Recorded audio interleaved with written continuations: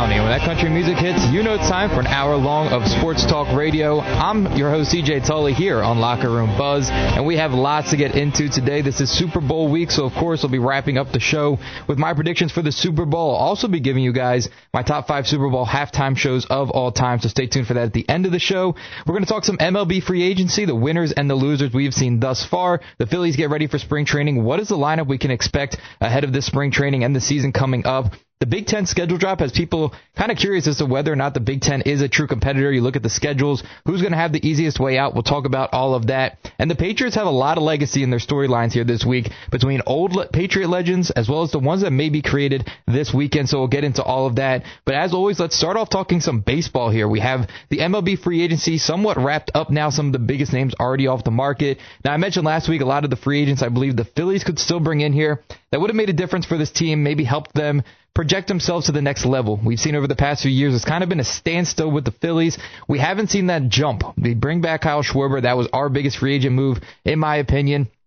You don't really bring anybody else in. You see Adolis Garcia come in, and there's that chance that he can get back to a resurgence of what he was just a couple of years ago.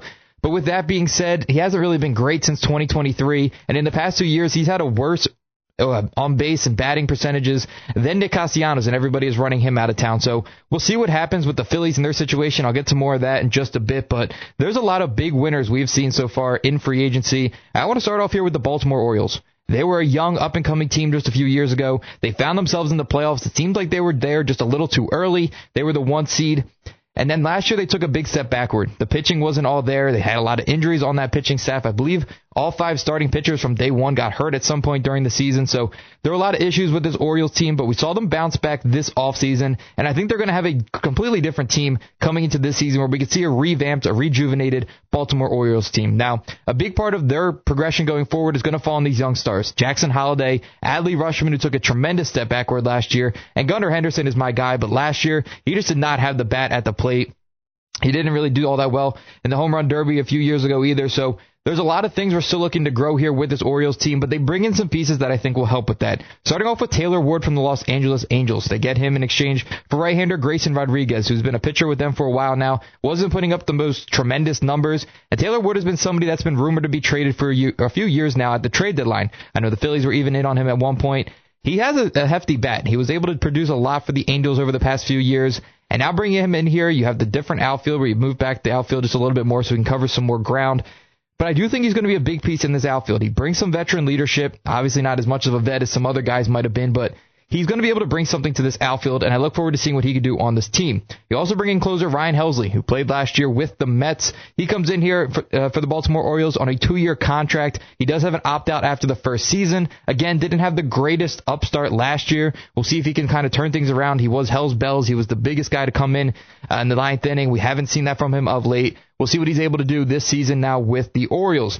Also, I think the biggest move they made and the most clear move they made was bringing in Pete Alonso from the Mets. He finalized a 5-year deal worth $155 million, and this shores up first base. They bring some power to this lineup.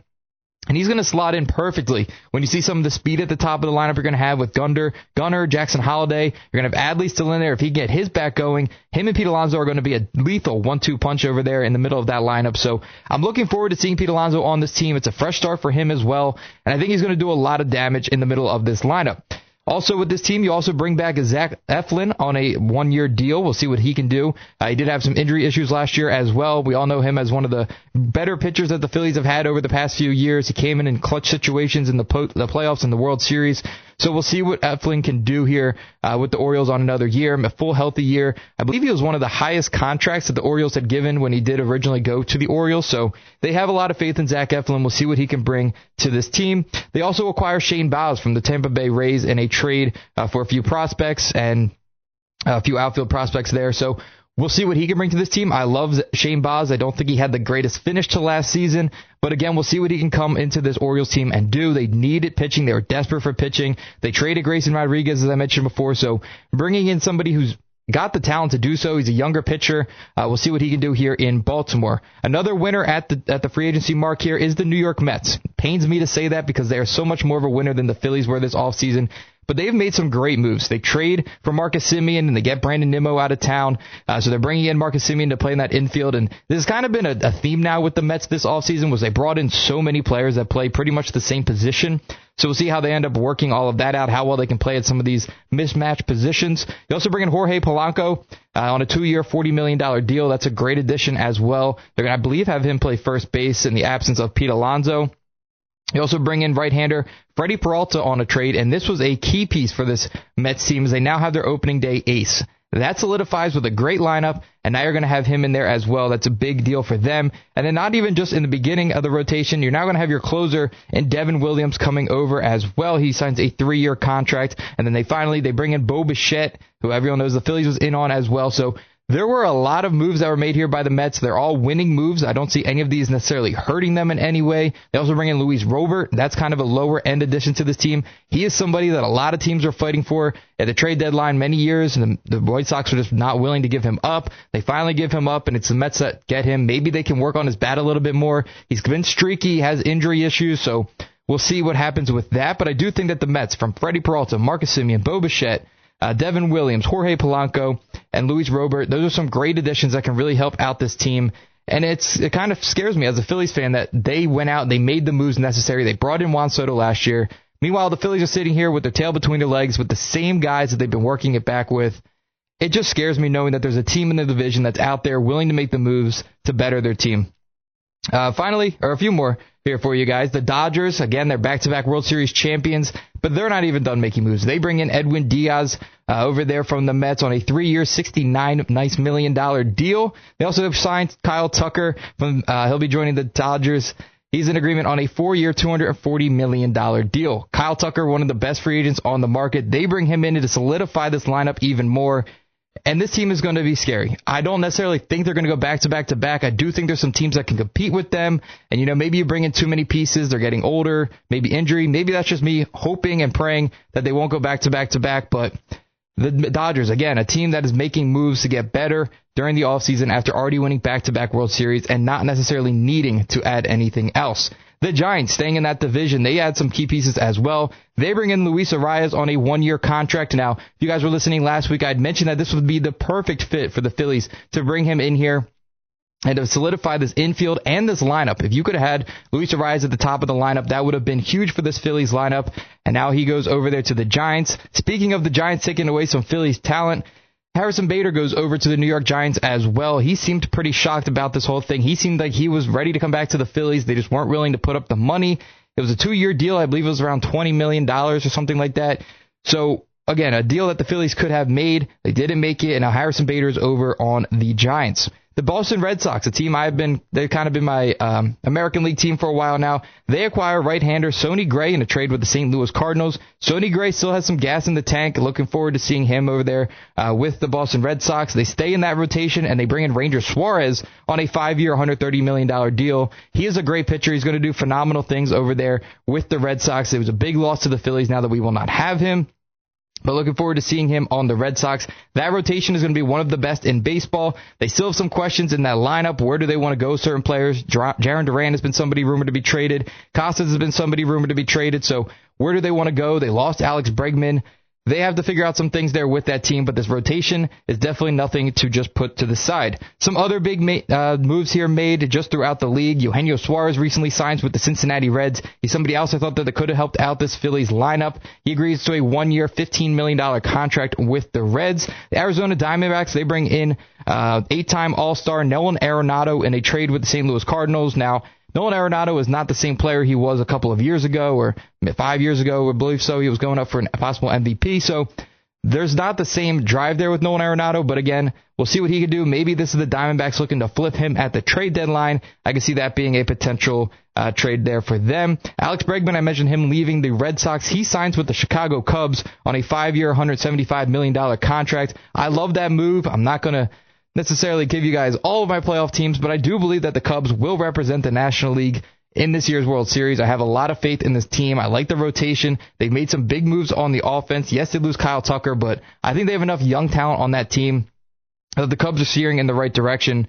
I'm going to call it now early, February 4th, that the Chicago Cubs will represent the National League in the World Series, and this addition to Alex Bregman I think will help them out tremendously. The Braves, they make a move. They add Mike Yastrzemski to a 2-year, $23 million contract. Now, again, he's somebody else kind of like Nolan Arenado, not the top of his game anymore, but maybe he can help out in a key piece of that Braves lineup. They didn't necessarily need to add anything. They might be losing Marcell Ozuna. They still have not re-signed him, so we'll see what happens with that, but I do think this Braves team is going to be solid. They're definitely not just going to turn over and take it. There's going to be something to this team. They're going to be able to compete there with the Phillies and the Mets, so we'll see what happens there with that. Now, the final team I want to talk about here before I get into the Phillies is the A's. They are built for the future, and I'm really excited to see what this Athletics team will be going forward. Still looking for a home, but they've acquired Jeff McNeil in a trade with the Mets, which I think that's a good piece to get some veteran leadership in there. But then you look at the young talent that they've signed just over the last 2 years. Brent Rooker re-signed in 2025 on a 5-year, $60 million contract. Lawrence Butler, he signed March 2025 to a 7-year, $65.5 million contract. And then this past year, he also signed Tyler Schroedersome to a 7-year, $86 million contract. And most recently, Jacob Wilson to a 7-year, $70 million contract. These are some key pieces for the A's going forward. They have some great bats. They were a team competing for their division last year early on in the season, and then obviously things start to level themselves out. They lose Mason Miller in a trade. But I think this A's team is going to be able to compete in just a few years. I wouldn't be surprised if this year they start to take that next step. Maybe they are competing down towards the end of the season for the division. They have the talent to do so. It's just putting all of the pieces together, having everybody play at their best. Nick Hertz is another guy over there who played phenomenal. Everybody knows the 4-home-run game. So we'll see what happens with this team. I do think that there's a lot of talent on this team that they can't not ever compete. They're at some point going to take that next step, and I do believe it could be this year for the Athletics. Now, when we come back from a quick timeout, I'll get you guys with the Phillies, and we'll talk a lot of football as we still have that going on as well. So stay tuned here on 95.3 WCHE.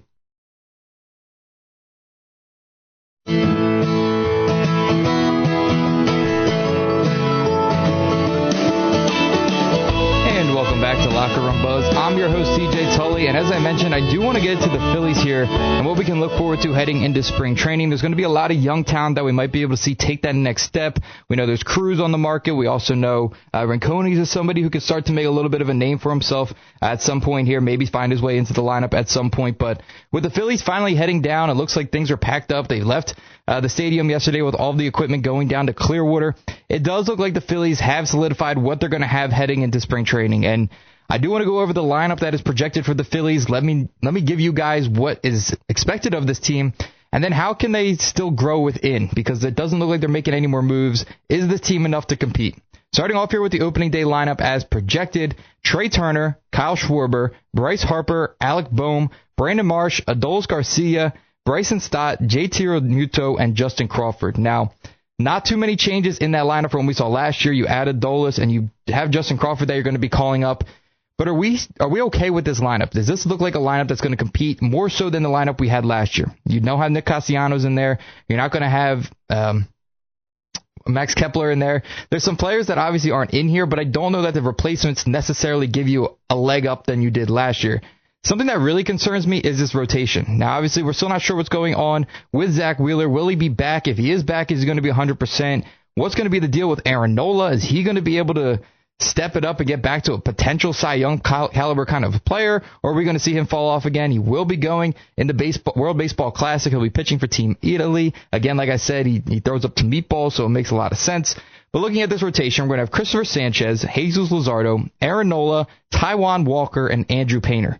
This rotation scares me, and not in a good way. I don't think this is a rotation that gives me any kind of hope heading into the season. You look at the back end of this, Taijuan Walker and Andrew Painter.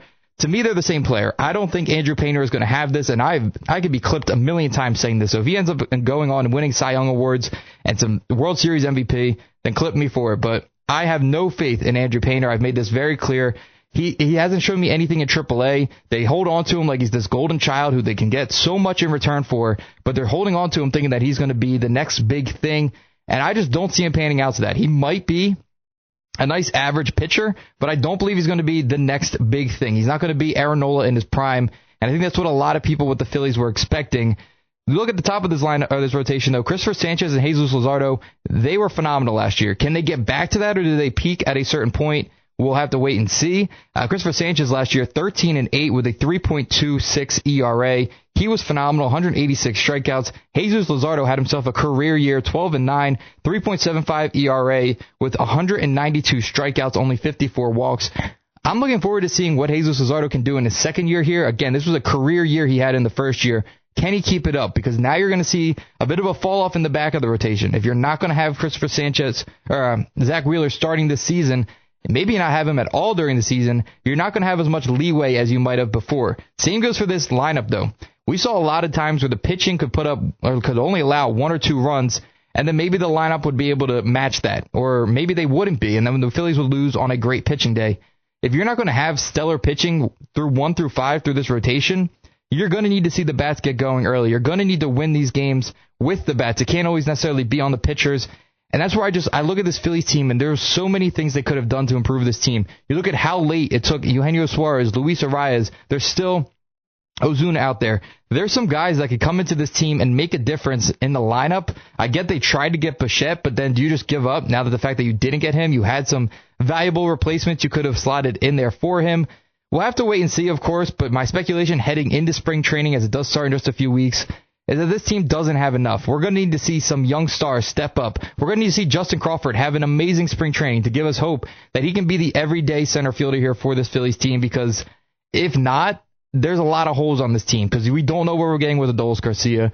Brandon Marsh, I love the guy, but he just isn't a consistent bat whatsoever. He started off phenomenal last year and then completely fell off.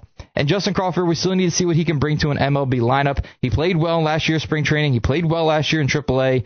But can that convert over to the MLB? It's a completely different ball game. He doesn't hit for power, so we're going to have to see him get some on-base percentage up to be able to help this team, and maybe one day he could find himself at the top of the lineup rather than at the bottom. There's just too many holes here in this lineup that I'm not completely secure with. You wanted Alec Boehm out of here. He's still here. Seems like he's just the guy who keeps tagging along because nobody else wants to take him. And that's concerning for me because that means you don't really have hope in him, and he's right now your 4-hitter. So what does that say about this Phillies team? We will see, of course. But, as always, we do have some college football news I want to get into here. It's not all negative on the show, so let's talk some college football.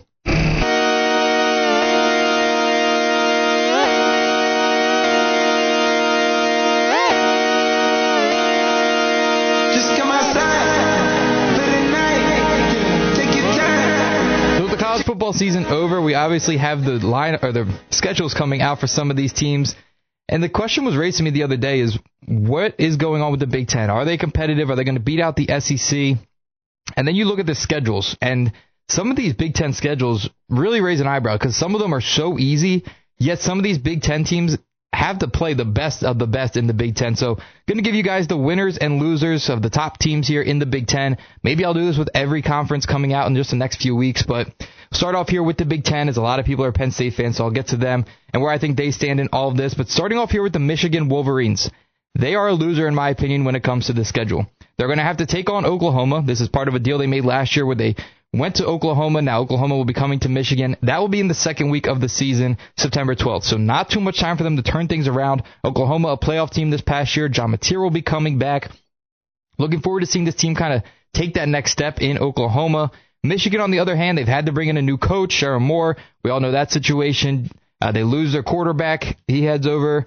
No, they don't lose their quarterback. I'm thinking DJ Lagway. Bryce Underwood will remain with the team, but there's still going to be so much to fix with this team that to take on such a highly touted team in week 2 is going to be a big test for them, and it doesn't get much easier from there. They're also going to have to take on Iowa just 2 weeks later, and Iowa, I think, is a true competitor this season. That defense has been phenomenal. They play very gritty, tight end run game kind of football, so we'll see how that works out for them this year. They're also going to be taking on Penn State. The week after that, they're going to take on Indiana, and they have Michigan State a few weeks later. They're going to be at Oregon and at Ohio State. This is a very daunting task ahead of Michigan. Again, a lot of this will rely on how great these teams are next year.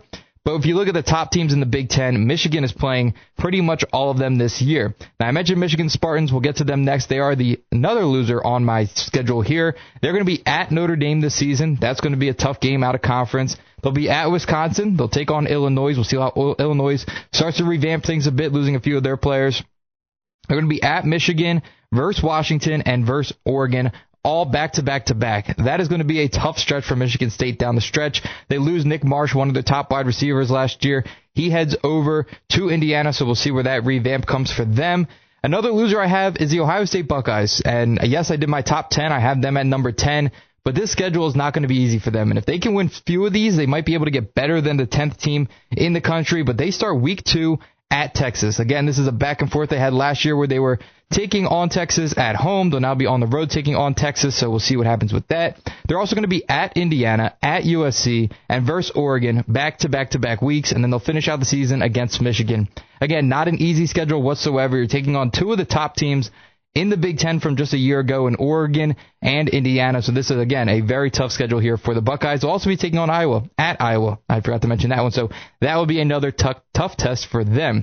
Another loser I have, but the team that I have winning the college football championship is the Oregon Ducks. They're going to have a pretty tough schedule ahead of them as well.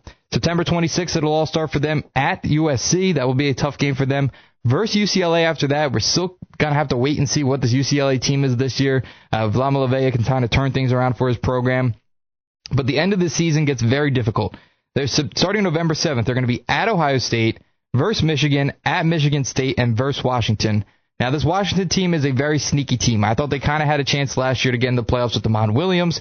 We'll see what they are this year, but that end of the season, again, at Ohio State and versus Michigan, those 2 games in specific are going to be very tough for this Oregon team.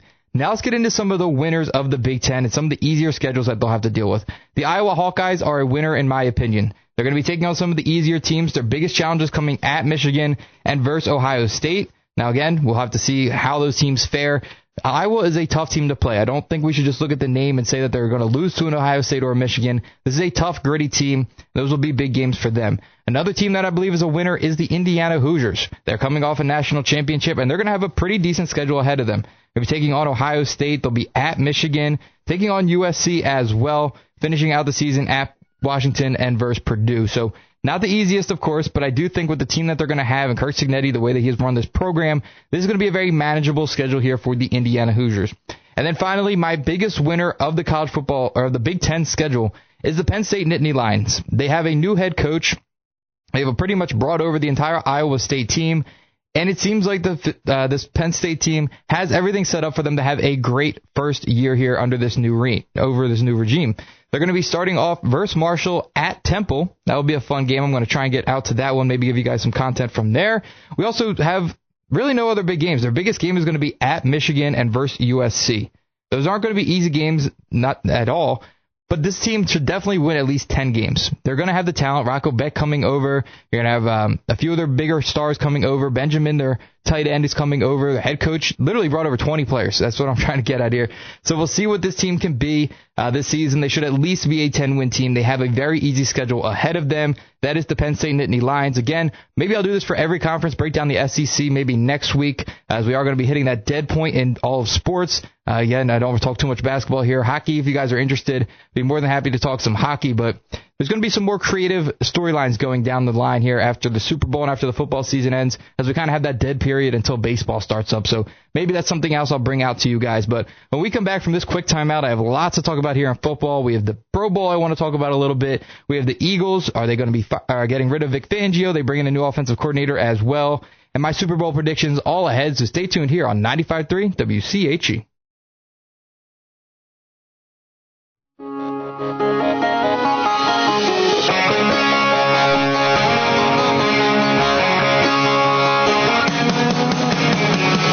Welcome back to Locker Room Buzz. I'm your host, CJ Tully, and like I said, we have lots of football to get to here today. Super Bowl week is upon us, and there's lots to talk about with that, but last night we had the Pro Bowl, and I mentioned last week how the Pro Bowl has kind of fallen off. There's not really that excitement, that caliber of like, this is a great player that we're going to be able to see, the best of the best.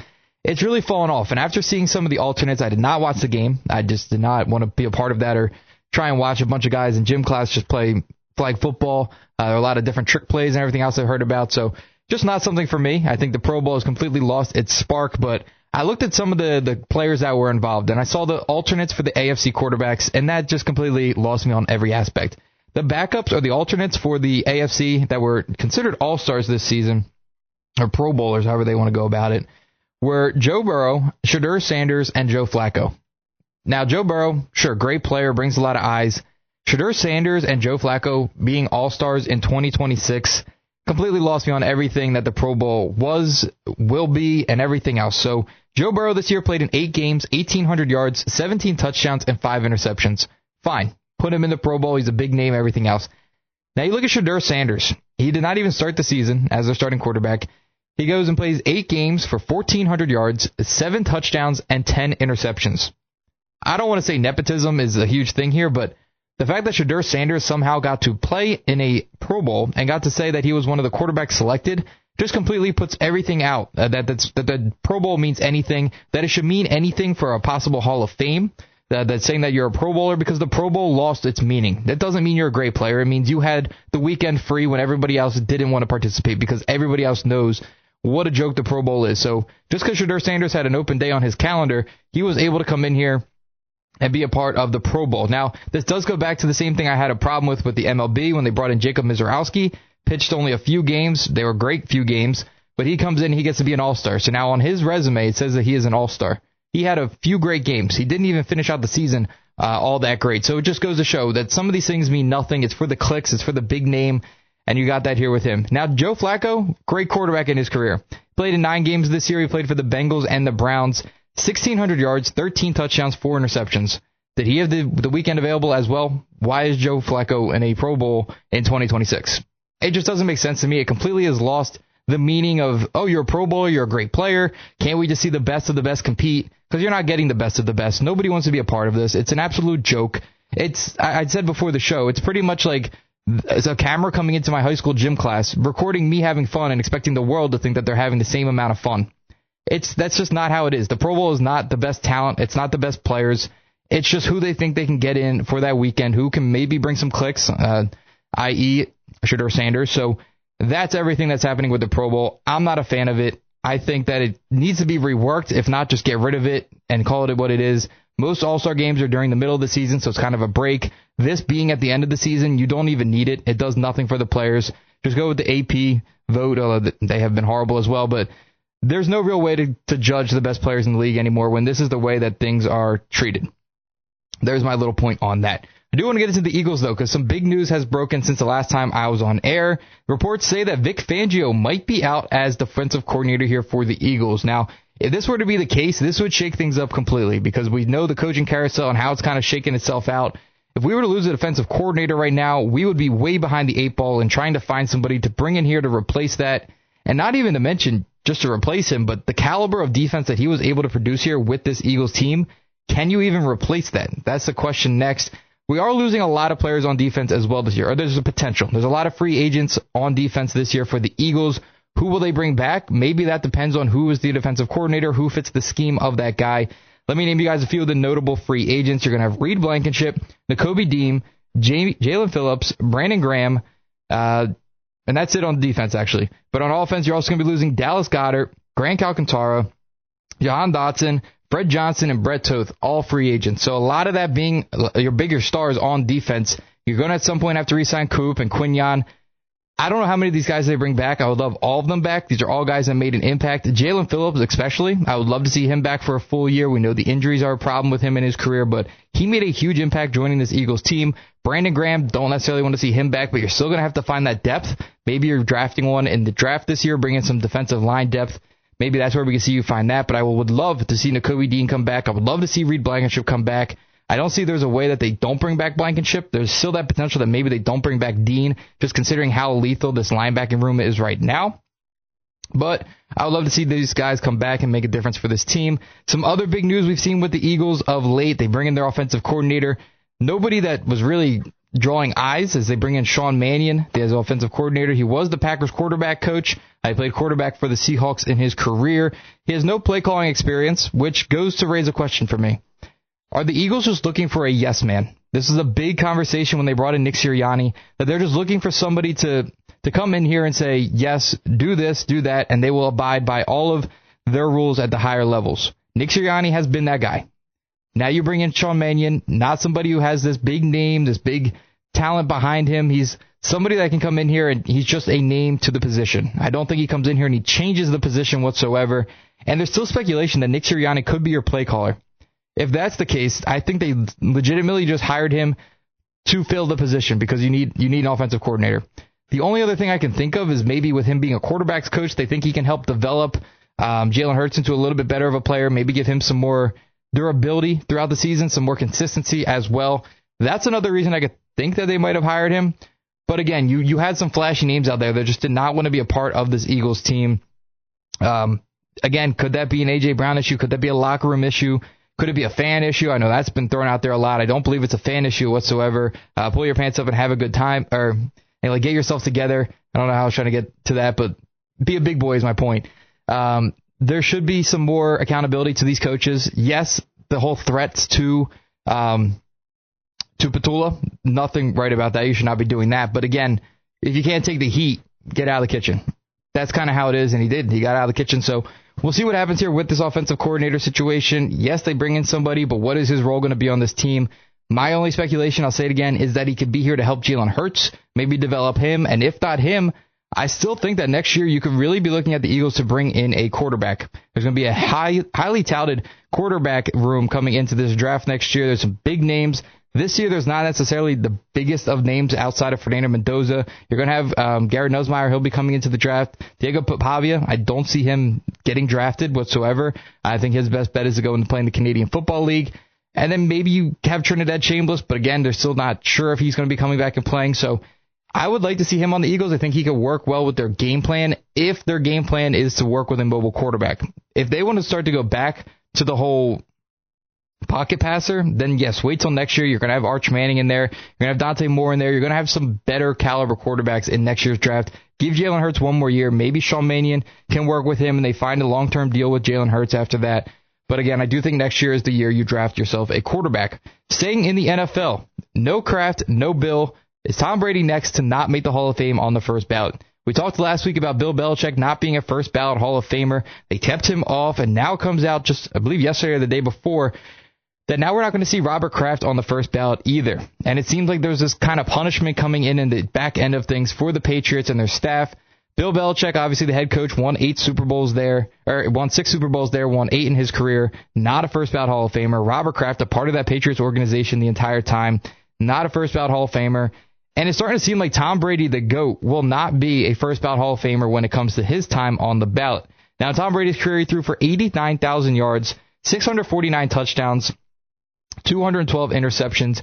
He won 7 Super Bowls in his career, and he's the all-time passing yard leader. And that guy is potentially not going to be a first ballot Hall of Famer. It sets horrible precedent as to what a Hall of Famer or first ballot Hall of Famer should be. They all serve their punishments. We've moved past it. And now it's a lot of these guys seem like they got hurt from it. Some of these reporters maybe didn't like their attitudes and everything else. And now they're using it against them yet again.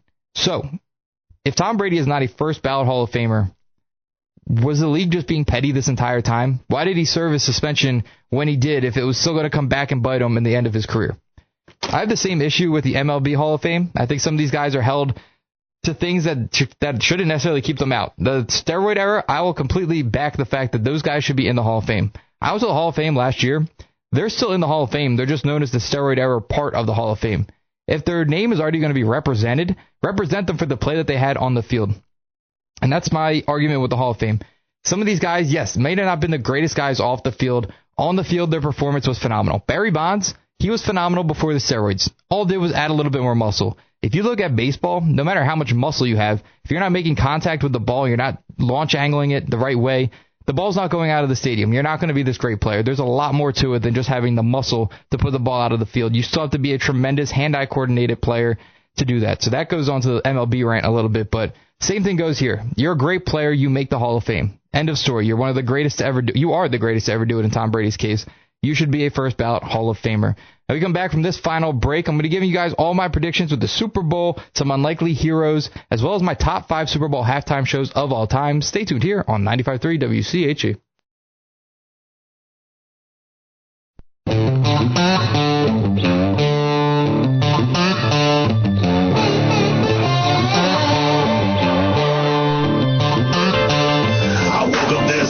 And welcome back to Locker Room Buzz. I'm your host, CJ Tully.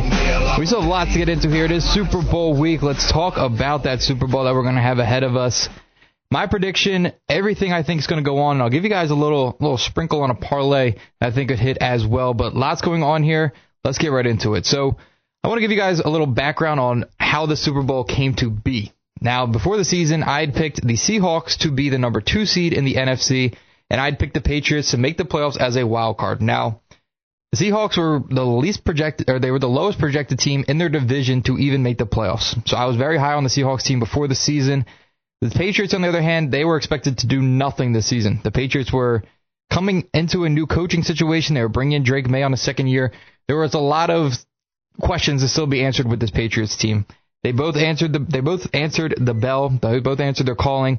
And here we are in the Super Bowl. Now, I am big on the Patriots. I've wanted the Patriots to succeed all season long. I've loved this underdog mentality that they have had. They've conquered everything.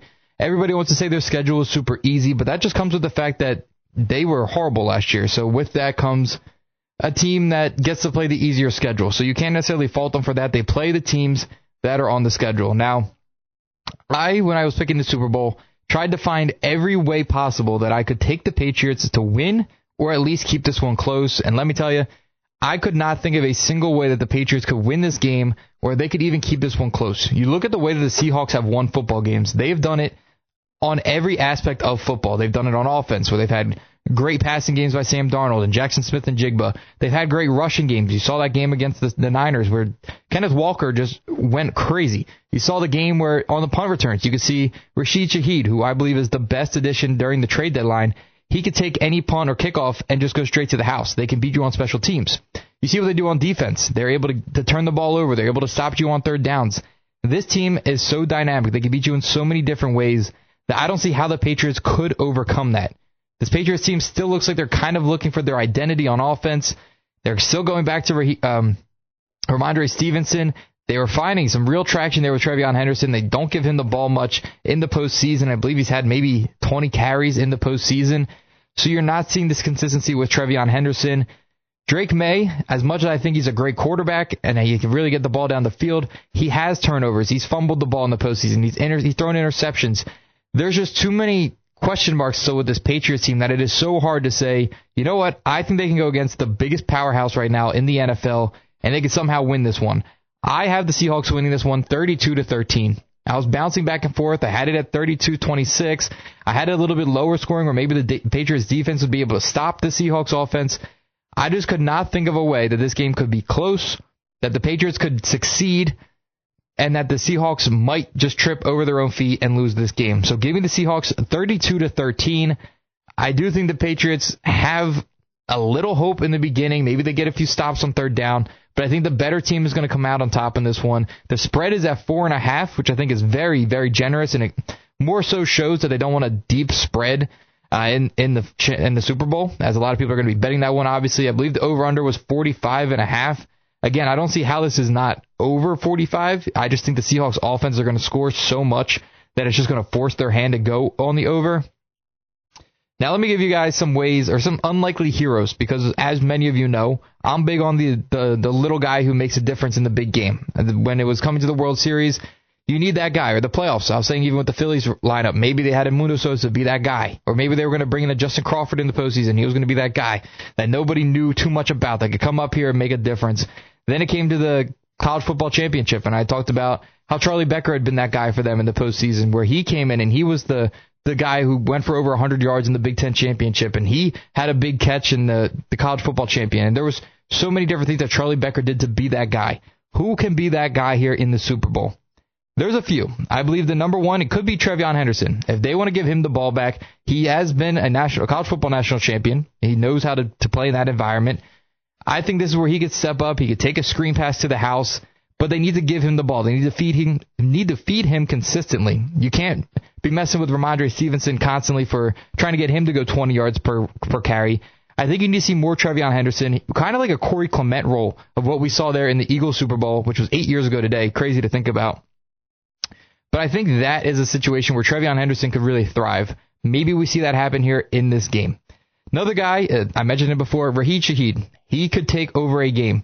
He had one reception last game for 50 yards, and that was phenomenal. Maybe get him the ball a little bit more. You're going to have JSN, who's going to be covered. You're going to have Cooper Kupp in there as well. Rashid Shaheed could literally take this game over on so many different aspects of the game. He could take a punt back for 50 yards. So I think he has the potential to be a game changer here for them. Finally, A.J. Barner. He's only had 2 receptions, a tight end there for the Seahawks, 2 receptions in the postseason, but during the regular season, 6 touchdowns for him. He could be somebody that's looked at in the end zone or the red zone for Sam Darnold. I think he has the potential to have himself a big day. Now, let me give you guys my little parlay here for the Super Bowl. I said before I had the Seahawks winning 32-13. Maybe I'll sprinkle a little bit on the perfect score. Give me Kenneth Walker 2+ touchdowns. We've seen him do it before. Again, I just don't see this Patriots offense stopping them. They get down to the red zone. I just see Kenneth Walker having himself a massive day. We know he could do it receiving as well. Give me a JSN touchdown. I think this will be a nice day for him as well. I believe he'll go for maybe 80 to 90 yards on the day. Again, I just don't see, besides Christian Gonzalez, I don't see many guys on this defense that are going to be able to make a difference for the Patriots. And then finally, give me Darnold to go over 200 yards passing and the Seahawks to cover 4.5. As I said, my score is 32-13. They'll generously cover that 4.5. And then, like I said, Darnold over 200 yards passing. They might get to a point where it is just Kenneth Walker running the ball out. If they're trying to run out the clock late, trying to take some possessions away from the Patriots. I could see that happening as well. But again, I will say it again. I am looking for a way for the Patriots to win this. I wanted to keep this game close. I wanted it to be an enjoyable game. Just every way, unobjectively, I looked at this game. I could not see a path for the Patriots to win. Something crazy is going to have to happen. It's going to have to be a Trevion Henderson takeover game or something on defense that just stops Sam Darnold. It could be a Sam Darnold seeing ghosts kind of game. Maybe that's what the Patriots need. Get an interception early, make Sam Darnold overthink everything. That could be a possibility as well, but just the pure talent on the field, the Seahawks are the better team. I don't think there's much conversation about it. I think the Seahawks will win the Super Bowl, and they'll do it handedly. Also, there's a little sidebar. I collect Super Bowl jerseys, and I already have a Patriots, so I would like to see the Seahawks get one, kind of shake things up a little bit, as I have like 400 Chiefs jerseys at this point. So we'll see what happens with all of that. Now, finally, I want to give you guys my top 5 Super Bowl halftime shows of all time. This is something that's huge in my house. We've rewatched majority of the Super Bowl halftime shows the day of the Super Bowl leading up to it. We're getting the food ready and everything. We'll put on a bunch of the halftime shows, so I'm very familiar with a lot of them. These are my top 5. We got some new ones in here. And I do think this year's, I'm not watching this year's. I'll be completely honest with you guys. I'll be tuning into the Kid Rock halftime show, seeing what that's all about. Kid Rock put on a phenomenal show, saw his concert, so looking forward to seeing his show that he puts on here during the halftime show. But at number 5, I have the Aerosmith and Sync, Britney Spears, Mary J. Blige, and Nelly Super Bowl halftime show from 2001. This show, I'll be very honest, I had to put it at 5. It doesn't peak until the end. In the beginning, it's kind of put together. It's a mishmash. You have some dodgeball references in there. But towards the end of the show, when they're all singing together, you have Britney Spears comes out. You see Mary J. Blige come out. You have Nelly come out and rap to Walk This Way. The end of that show is phenomenal. I have to put it here at number 5 because the beginning just doesn't really do justice. You have Justin Timberlake shooting flamethrowers from his wrist. Pretty cool, but again, I do think the end of the show carries. So for that reason, I have it at number 5. Number 4, give me Madonna. She had some guest stars as well. You saw Nicki Minaj come in. I forget the MIA, I believe was her name. She comes in as well and has a little bit of a segment. We see CeeLo Green come in at the end. That's an overall good show. It's a performance, and that's what I really look for in all of this was a show. I don't necessarily like the people who just stand there on stage and they sing. I like a show, a performance, the big things happening here and there. So I got Madonna at number 4. Number 3, I have Shakira and J-Lo. This halftime show is phenomenal for many different reasons. I like that it mixed the cultures. That's something that I enjoyed with the show. They went both ways. Even while J-Lo was singing, I forget what country it was representing, but you have her daughter singing Born in the USA. It was kind of a little collab. You saw them singing in English. There was a lot of things going on with this that really represented all cultures, and they brought it together in a fun, entertaining show. And it was exciting. It was a lot of fun to watch. That's one where I would have loved to see Pitbull. I still think he would be a phenomenal halftime show. I would have loved to see him be incorporated into this one. It was down in Miami, the Super Bowl was, so that would have been a lot of fun to see him involved. So give me Shakira and J-Lo at number 3. Number 2, give me Usher. This is one of the more recent ones. Love the show, again, for the reasons that I said before. I looked for that fun, energetic show, and you saw that here with Usher. He was on rollerblades at one point. will.i.am came out. I believe it was Jennifer Hudson. I might be drawing a blank on that name. Was there at one point.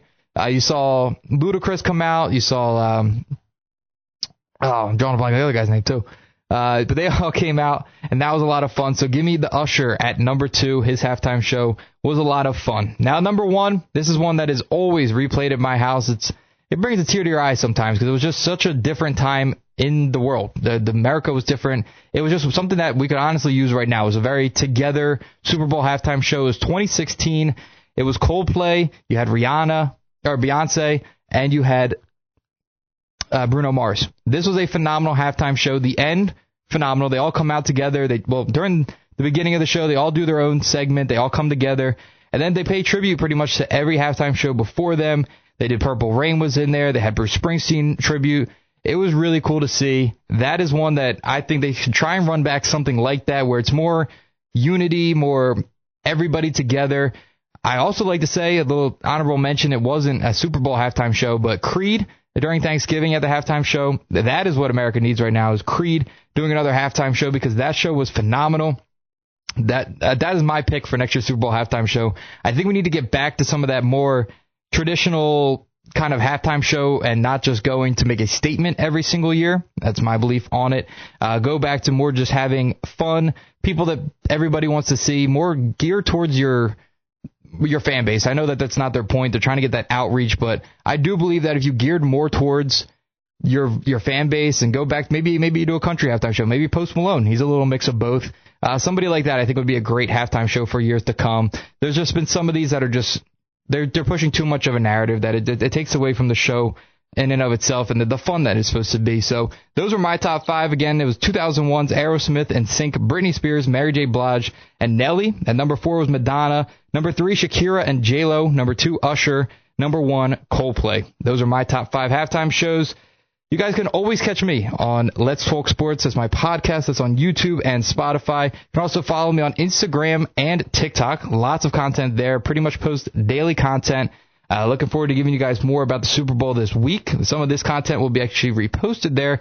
Check that out on Let's Talk Sports as well as WCHE. That will be a dual post. You can also check out my website at letstalksports.com. That's TAWKsports.com for the latest. Again, looking forward to the Super Bowl here. We have a great matchup if all plays out well. I do actually, real quick, before we get out of here, I have it up on my computer. I want to talk about the Flyers just real quick because this team has been disappointing for years now. You thought this might be the year where they make a little bit of a difference. Maybe they break through something.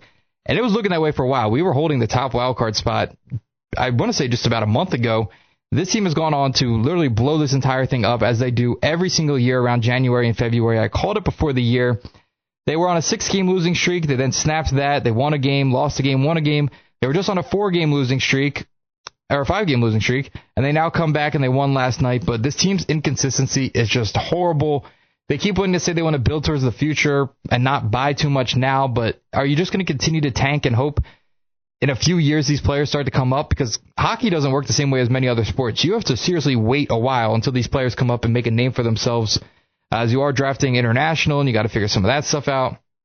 And the Flyers just continue to disappoint. I have had this conversation with my cousin for years now. He's a lot older than me. He says we're so lucky to have the sports scene that we have right now. My generation, I'm 24, does not know Flyers hockey. We have not had a team to root for in majority of our lives. Yes, we've had the Eagles and the Phillies, Sixers here and there. Well, really, Phillies here and there, too. They were on a slump for 11 years of my life, but the Flyers have just not brought anything to the city in so long. It's almost to a point where the Flyers are just not even in the conversation of Philadelphia sports. The Broad Street Bullies are just a legacy at this point. They're just something in the air that we used to have. They're no longer the Flyers of today. This team is so sold out on Gritty. That's their biggest marketing scheme right now, is bringing a mascot in, and they market him more than they market the team. I'm sure 95% or 99% of hockey fans, not even hockey fans, just anybody in Philadelphia can name you Gritty, but not name you a single player on the team. That marketing job has been horrible. They've kept saying that they're going to get back in the swing of things. They bring in Danny Briere, and they just haven't gotten it jump-started yet. And that's something that it hurts the team. It hurts the city. It hurts the team. And we need to see something change with that. And this Flyers team has continued to just put out the same product, kind of like the Phillies, but there's at least hope with the Phillies. This Flyers team has not given you hope in so many years to think that maybe they could compete at some point. So that's my quick little rant there on the Flyers. But again, check me out at Let's Talk Sports. This was Locker Room Buzz. I'm here every Wednesday, 11 to 12 here on 95.3 WCHE. I'll catch you guys next time, and enjoy the rest of your day.